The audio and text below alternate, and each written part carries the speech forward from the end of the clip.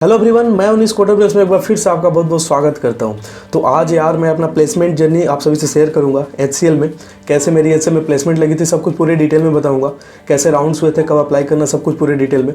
और इसके पहले मैं बता दूं कि TCS placement journey, TCS digital में मेरा हुआ था उसका प्लेसमेंट जर्नी, और विप्रो का प्लेसमेंट जर्नी ऑलरेडी मैंने शेयर कर रखा है, तो आप उस वीडियो को देखें।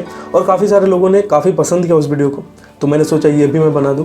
और आने वाले दिनों में मैं अपनी और सारी कंपनियों में जिनमें मेरा प्लेसमेंट हो चुका है, मैं उनका प्लेसमेंट जर्नी आप सभी से शेयर करूंगा। अप्लाई से शुरू करते हैं। अप्लाई यार आपको कॉलेज से मेल आता है कि आप इस समय अप्लाई कर सकते हो, वो लिंक देते हैं। और अगर आपके कॉलेज से लिंक नहीं आता तो आप नेट से भी वो लिंक ढूंढ सकते हो।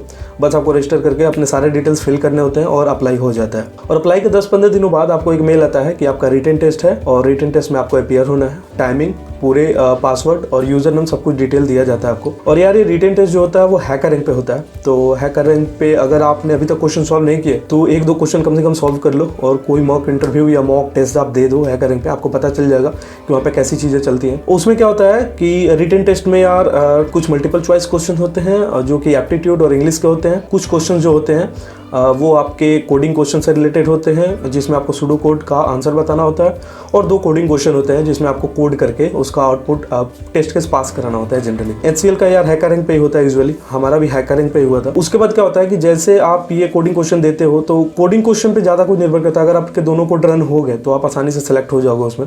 एप्टीट्यूड पे ज़्यादा ध्यान नहीं दिया था, लेकिन आपको मैं कहूँगा कि 60% कम से कम एप्टी और इंग्लिश में ला दीजिए कम से कम, क्योंकि 60% एक मिनिमल है। और वहाँ पे अगर आप पहुँच जाते हो तो आपके बहुत सारे चांसेज हैं कि आप उसमें सेलेक्ट हो जाओ। यार कोडिंग क्वेश्चन जो होता है काफ़ी इजी लेवल का नहीं होता, विप्रो से थोड़ा सा हाई लेवल का होता है। उसमें क्या थोड़ा सा मॉडिफिकेशन अलग से कर देते हैं। जैसे मान लीजिए फिबोनाची ही प्रिंट कराना हो तो थोड़ा सा उसमें मॉडिफिकेशन कर देंगे और थोड़ा सा ट्रिकी बना देते हैं। एरे का ही क्वेश्चन होगा लेकिन उसमें काफ़ी सारे मॉडिफिकेशन वो दे देंगे, किसी खास इंडेक्स पे इधर उधर मॉडिफाई करने के लिए बोल देंगे। तो अगर आपको बेसिक से थोड़ा सा ज़्यादा नॉलेज है तो आप आसानी से उसको भी निकाल सकते हो। तो ये रिटन टेस्ट है। रिटन टेस्ट काफ़ी हार्ड नहीं होता। अगर आपको काफ़ी सारा नॉलेज है एप्टी में तो आप आसानी से इसको क्रैक कर सकते हो। और मैं तो ये कहूँगा कि अगर आपने टीसीएस के लिए एप्टी तैयारी कर ली तो बाकी सारी कंपनियों की एप्टी आसानी से निकल जाएगी, क्योंकि टीसीएस जो है ना सबसे हाई लेवल की एप्टी पूछती है और सबसे कम समय आपको मिलता है उसमें।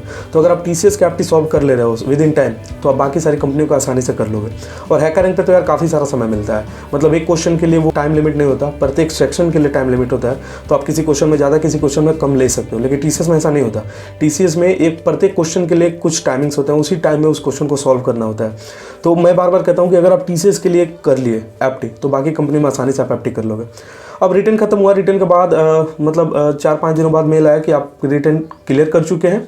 और मेरे साथ 3-4 बच्चों का और हुआ था। और उसमें क्या हुआ कि आपको अब इंटरव्यू होगा, और इंटरव्यू कब होगा ये कुछ लिंक नहीं आया था, कुछ टाइमिंग्स नहीं थे। और 2 महीने ऐसे ही निकल गए, क्योंकि दिसंबर में ये सारी चीज़ें हो गई थी।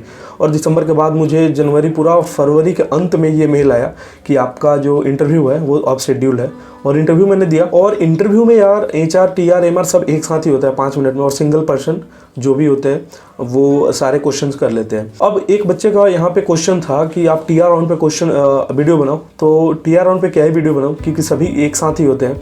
तो 1-2 क्वेश्चन टेक्निकल से पूछ लिए जाते हैं, और वो भी काफ़ी ईजी, मतलब पूछ लेंगे पॉलीमॉर्फिज्म, इनकैप्सुलेशन, ऊप्स कॉन्सेप्ट, सब कुछ, मतलब ऐसी चीज़ें जो बिल्कुल छोटा बच्चा भी जानता है प्रोग्रामिंग में, तो वो सारी चीज़ें पूछते हैं। तो यार TR के लिए अलग से वीडियो बनाना जरूरी नहीं है, क्योंकि TR, MR और HR सभी एक साथ होते हैं। और उसमें क्या होता है कि उसमें मैक्सिमम क्वेश्चन जो होते हैं वो HR के ही होते हैं। तो अगर आपने मतलब HR के कुछ कॉमन क्वेश्चन जैसे आप रिलेट कर सकते हो कि नहीं, आप क्यों ज्वाइन करना चाहते हो, आपको HCL के बारे में क्या पता है, ये सारे क्वेश्चन अगर कॉमन क्वेश्चन आप तैयारी कर लिए तो फिर वो HR राउंड आसानी से निकल लोगे, क्योंकि टेक्निकल क्वेश्चंस के बहुत कम चांसेज हैं और मैनेजरियल क्वेश्चन के भी बहुत कम चांसेज है। बिल्कुल अगर आपने रिटन टेस्ट अच्छा कर दिया तो इंटरव्यूज़ आसानी से क्लियर हो जाते हैं इन सर्विस बेस्ड कंपनियों के।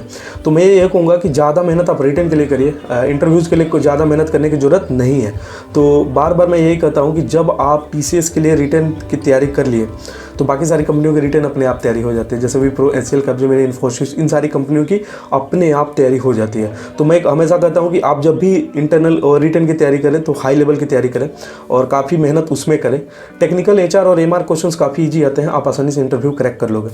तो ये रहा। इंटरव्यू के बाद आपको 2-3 बार सिलेक्शन मेल आ जाता है कि आप सेलेक्ट हो गए हो, और ऑफर लेटर में थोड़ा सा समय लग जाता है, कभी कभी 1 महीने भी लग जाते हैं। जैसे इंटरव्यू में हमारा 2 महीने समय लग गया था, तो ऑफर लेटर में भी 1 महीने का समय लग जाएगा, क्योंकि इतनी मास हायरिंग करनी होती है। तो काफ़ी सारा समय लग जाता है। और एनसीएल ने तो मेरा ऑफर लेटर अपग्रेड भी कर दिया, 3.6 से 4.25 किया, और सर्विस एग्रीमेंट घटाकर 12 मंथ्स कर दिया, और जो अमाउंट पे करना होता है सर्विस एग्रीमेंट ब्रीच करने पे वो भी घटाकर 50K कर दिया। तो वो कैसे आप अपग्रेड करा सकते हो, उसका भी लिंक इस आई कार्ड में मिल जाएगा, तो आप वहाँ पे जाके क्लिक कर सकते हो। तो कैसी लगी मेरी एचसीएल प्लेसमेंट जर्नी, और अब बताइएगा मेरे कमेंट सेक्शन में। और बहुत सारे आपके डाउट होंगे तो उन डाउट को कमेंट सेक्शन में क्लियर कर लो, या मेरे व्हाट्सअप नंबर पे आप क्लियर कर लो, या मेरे टेलीग्राम चैनल को आप फॉलो करके वहाँ पे मुझसे क्लियर कर सकते हो। अबाउट सेक्शन में सब कुछ लिंक है आपको। तो मिलते हैं नेक्स्ट वीडियो में, तब तक के लिए गुड डे, बाय।